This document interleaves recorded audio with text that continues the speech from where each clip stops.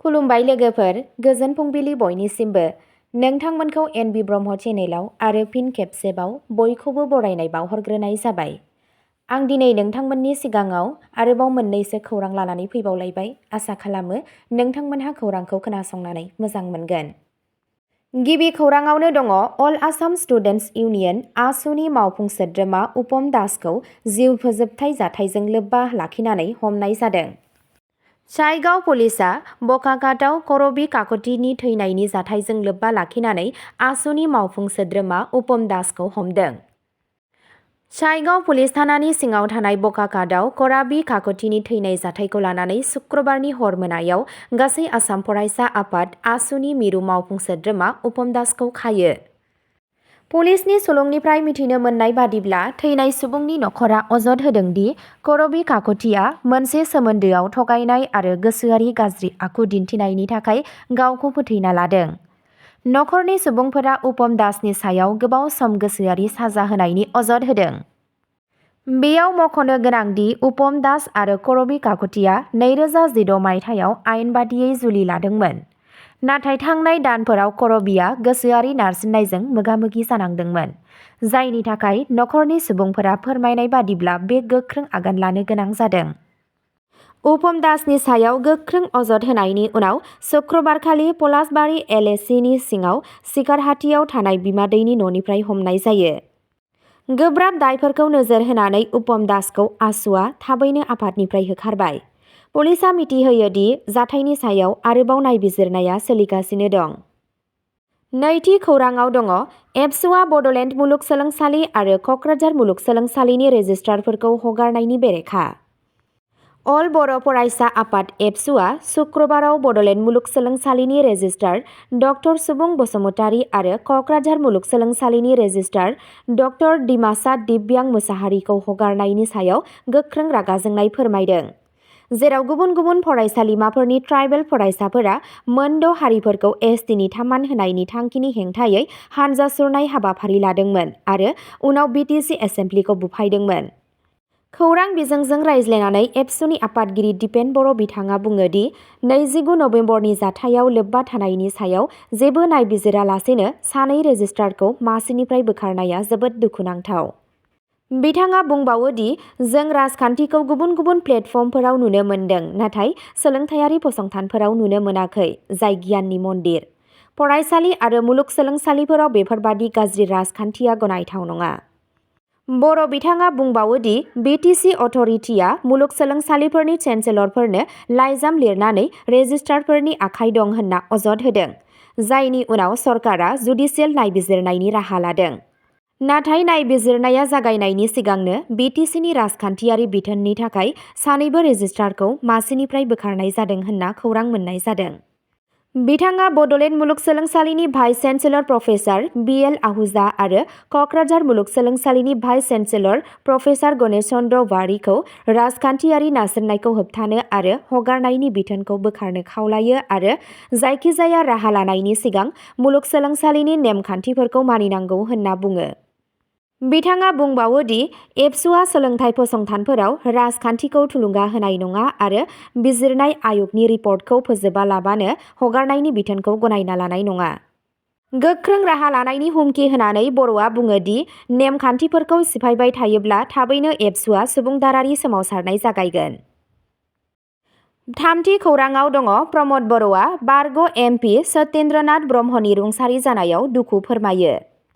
Bodoland territorial reason बिटिआरनि बारग' गाहाय मावफुं सोद्रोमा सिएम आरो दानि एमसिएलए प्रमद बर'आ बारग' एमपि, लिरगिरि आरो समाज सिबियारि सत्येन्द्रनाथ ब्रह्म चौधुरीनि रुंसारि जानायाव दुखु फोरमायो आरो बिथांनि अराय गोजोननि थाखाय आरज गाबहरो। क'क्राझारनि बारग' संसद सत्येन्द्रनाथ ब्रह्म चौधुरीया 82 बोसोर बैसोजों सोमोन्दो गोनां देहायारि जेंनानि थाखाय शुक्रबाराव रुंसारि जायो। बिथाङा 1991 मायथाइनिफ्राय 1992 मायथाइसिम मोनसे उदां बिजाथि महरै लकसभायाव सायख'जादों, जायखौ दुलाराय बर' फरायसा आफाद एबसुनि दैदेननाय बड'लेण्ड सोमावसारारि आफादफोरजों मदद होनाय जादोंमोन। ब्रह्म चौधुरिया बड'लेण्ड सोमावसारनायनि समाव मख'जाथाव बिफाव लादोंमोन आरो बड'फा उपेन्द्रनाथ ब्रह्मनि दैदेननाय जारिमिनारि सोमावसारनायनि समाव एबसु आरो बर' पिपल्स एक्सन कमिटि (BPSC)नि आयेनारि बोसोनगिरि महरै खामानि मावदोंमोन। ब्रैथि खौराङाव दङ BTCनि गाहाय हाग्रामा महिलारिया माजबाटआव गाहाय जौगाखां मावथांखिफोरखौ बेखेवो। इनफ्रास्ट्राक्चार आरो आइजोफोरनि गोहोखौ बांहोनो थाखाय शुक्रबाराव BTCनि गाहाय हाग्रामा महिलारिनि गेजेरजों माजबाटआव गोबां गोनां मावथांखिफोरखौ बेखेवनानै होयो, जाय बियाबनि थाखाय जौगाखांनाय थांखिफोरखौ मावफुंनायाव मोनसे मख'जाथाव माइल खुन्थिया जानानै दं। बे हाबाफारिया 66 धनश्री PCDCआव 20 बिघा ओनसोलखौ खोबथेनानै गोदान मुगानि गेलेमु फोथार बेखेवनायजों जागायदों। हारिमुआरि उनमोनथाइखौ संरैखा खालामनो थाखाय जारिमिनारि महामुनि देबालयनि थाखाय 1 कौटि रांनि जौगाखां मावथांखिबो फोसावनाय जादों। नोगोरारिफोरनि जेंनाखौ सुस्रांनो थाखाय माजबाटआव आर्टिफिशियेल दै बानाखौ होबथानो थाखाय 2.5 कौटि रांनि मावथांखि लानाय जादों। मोनसे इक'-फ्रेन्डलि इलेक्ट्रिक बास सिबिथाइ जागायनाय जादों, जाय अरायथा रोगाथायनि थाखाय सरकारनि रादायथिखौ दिन्थियो। बे हाबाफारिनि गुबै थांखिया जादों आइजो फालांगिरि हेफाजाब राननाय, जेराव सा 29,885 आइजोफोरनो साफ्रोमबो 10,000 रां होनाय जादों।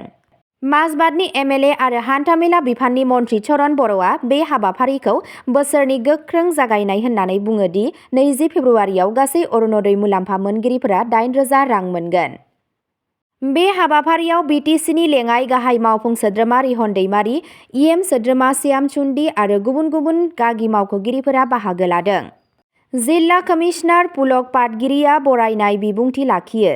चेक बुथुमनाय समाव गोबां आइजोफोरा लोमजानानै गोग्लैनायाव दान्दिसे समनि थाखाय जिंगा सिदोंमोन, नाथाय गोख्रैयै देहा फाहामनायनि गेजेरजों जेबो गिलिर जाथाय जायाखै। बाथि खौराङाव दङ बड'फा सुपार 50 मिशननि सिङाव BTRनि सा 14 बिजाथिफोरा APSC मेन्स आनजादाव उथ्रिसारनो हादों। मख'जाथाव जाफुंसारनायाव बड'लेण्ड टेरिटरियेल रिजन BTRनि सा 14 लाइमोन बिजाथिफोरा बड'फा उपेन्द्रनाथ ब्रह्म सुपार 50 मिशननि सिङाव APSC मेन्स एग्जाम 2025आव उथ्रिसारनो हादों, जाय हाबाफारिखौ जाफुंसारनायखौ दिन्थियो। BTCनि बारग' गाहाय मावफुं सोद्रोमा आरो दानि MCLAनि बारग' गाहाय मावफुं सोद्रोमा प्रमद बर'आ जाफुंसार बिजाथिफोरखौ साबायखर बावनानै बुङो दि बिथांमोननि दैदेननायाव जागायजेननाय बड'फा UN ब्रह्म सुपार 50 मिशनआ गोबां फिथाय होगासिनो दं। बिथाङा मिथिहोयो दि शुक्रबाराव फोसावनाय फिथायनिफ्राय मिथिनो मोनो दि BTC ओनसोलनि सा 14 रोंगौथिगोनां बिजाथिफोरा APSC मेन्स आनजादाव उथ्रिसार जानो हादों।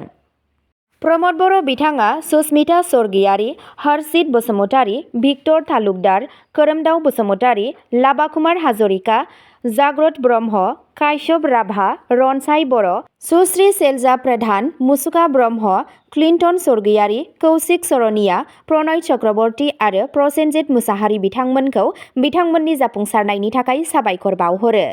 लोगोसे बिथाङा साफ्रोमबो जाफुंसार बिजाथिफोरनो गोजों इयुन आरो सुबुं सिबिनायाव साबसिन जिउ खुंनायनि थाखाय हामलायथि बावहरो। द'थि खौराङाव दङ अरुणाचलाव सुबुंखौ बिसिखौ बुथारनायनि दायाव जिउ जोबजासिम जोबथेसालिनि साजा। अरुणाचल प्रदेशनि मोनसे जिल्ला बिजिरसालिया 2018 मायथाइयाव गावनि बिसिखौ बुथारनायनि दायाव सासे सुबुंखौ जिउ जोबजासिम जोबथेसालिनि साजा फोसावदों। बिखौ जुलिलायै सोमोन्दो थानायनि सन्देहनि थाखाय बिखौ बुथारनायनि थाखाय दायनिगिरि मोनो। 17 दिसेम्बरखालि फोसावनाय आरो सनिबारखालि फोसावनाय बिथोनाव सेसन बिजिरगिरि ड हिरेन्द्र काश्यपआ करसां तानियाखौ बुथारनायनि दायाव दायनिगिरि खालामनानै पेरल गैयाजासे जिउ जोबजासिम जोबथेसालिनि साजा फोसावो। बिजिरसालिनि रेबगान्थिनि बादिब्ला 13 नबेम्बरखालि 2018 मायथाइनि 31 मार्चनि मोनायाव गावनि बिसिखौ बुथारनायनि दायाव तानियाखौ दायनिगिरि हमनाय जादों। बे जराया 2003 मायथाइनिफ्रायनो जुलि जादोंमोन आरो गावनि उन्दै फिसाज्लाजों इटानगरनि सांग्ल पुंटुआव थायोमोन। बिसि फिसायनि गेजेराव नांज्लायनाय जादोंमोन, जायनि थाखाय तानियाया रुवा दिखाङो आरो बिसिनि खर'आव गाग्लोबो। उनाव गोथै सह'खौ गावनि न'नि एसे गोजानाव दैमा रुगुङाव गारना दोनो। पुलिसआ बुङो दि जायगानि थागिरिफोरा मोनामनाय मोननायनि उनाव गोथै सह'खौ नागिरना मोनो। बिजिरसालिया बुङो मेडिकेल रिपर्टनि बादिब्ला बिसिया खर'आव गोब्राबै जोखोम जानायनि थाखाय थैदों। सोंनाय फिननायनि उनाव तानियाया दायखौ सिमान लायो। बिथोनाव फोरमायनाय बादिब्ला तानियाया गोथै सहखौ फबनानै दोनदोंमोन। बिसिखौ गोमाना दं होननानै नखरनि सोद्रोमाफोरखौ थगायदोंमोन आरो हाग्रा ओनसोल आरो आरज गाबग्रा मिरुफोराव खारलांदोंमोन। स्निथि खौराङाव दङ फरिदाबादाव हस्पिटालनि एम्बुलेन्सआव हानजा जिनाहारि। अजद होनाय बादिब्ला भुगिनांनाय सुबुंखौ दिन्थिनाय मोनसे भिडिअ'आ सोराङाव फैदों, जेराव बियो जाथायनि बागै फोरमायदों, नाथाय भिडिअ'नि सैथोथिखौ रोखा खालामनो हायाखै। फरिदाबाद पुलिसआ रबिबाराव बुङो दि 25 बोसोर बैसोनि सासे आइजोखौ खारबाय थानाय गारियाव आथोनारि सोमोन्दो लाखिनाय आरो उनाव लामायाव गारहरनायनि जाथायनि सायाव गोदान फोरमायथि मोन्नाय जादों। सासे गोजौ थाखोनि नायबिजिरगिरि मावख'गिरिया बुङो दि बे दायखौ गंसे प्राइभेट देहा फाहामसालिनि एम्बुलेन्सनि सिङाव खालामनाय जादों। मावख'गिरिफोरा बुङो सानैबो दायनिगिरिफोरा प्राइभेट हस्पिटालाव ड्राइभार आरो हेल्पारनि खामानि मावो। सासेया मथुरानि आरो गुबुन सासेया उत्तर प्रदेशनि झान्सीनि, सानैखौबो हमनानै जुडिशियेल कास्टडियाव दैथायहरनाय जाबाय।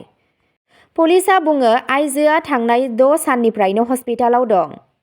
भिडिअ'आव सासे आइजोआ बुङो दि सासे दायनिगिरिया गारि सालायनायनि खोथा होनानै 600 रां गावनि पेटिएम एकाउन्टआव ट्रान्सफार खालामदोंमोन। बेनि उनाव दायनिगिरिया गारिखौ लक खालामो आरो मबाइल फनखौ लानानै थाङो होनना बिथाङा बुङो। बियो बुंबावदों दि रोजा खुवा दंमोन आरो बियो मददनि थाखाय गाबदोंमोन, नाथाय रावबो हेफाजाब होनो फैयाखै। पुलिसआ फोरमायनाय बादिब्ला आइजोनि हालोदआ मोजां जानायनि उनाव मेजिस्ट्रेटनि सिगाङाव सिनायथि पेरेड खुंनाय जागोन। दायनिगिरिफोरखौ आरोबाव सोंनायफिन्नायनि थाखाय प्रडाक्शन वारेन्टआव जोबथेसालिनिफ्राय लाबोनाय जागोन। पुलिसनि बादिब्ला आइजोआ समबारनि बेलासियाव सेक्टर 23 आव थानाय सासे लोगोनि न'आव थांदोंमोन। फैफिननाय समाव बियो NIT 2 चौकसिम अट' लानानै मेट्र' चौक फारसे थाबायलांदोंमोन। हर गेजेराव जेब्ला बियो गुबुन मोनसे अट'खौ नेबाय थादोंमोन, अब्ला दायनिगिरिया बिखौ गारि सालायनानै दोनलांनो खोथा होदोंमोन। बिखौ न'आव लांनायनि सोलायै बिथांमोनहा उल्थायै गुरुग्राम फारसे गारि सालायदों आरो गारहरनायनि सिगां खारबाय थानाय एम्बुलेन्सआव बिखौ गाग्लोबदों। अब्ला दिनैनि खौराङा बेखिनियावनो जोबबाय। एसेनोसै, गोजोन्थों।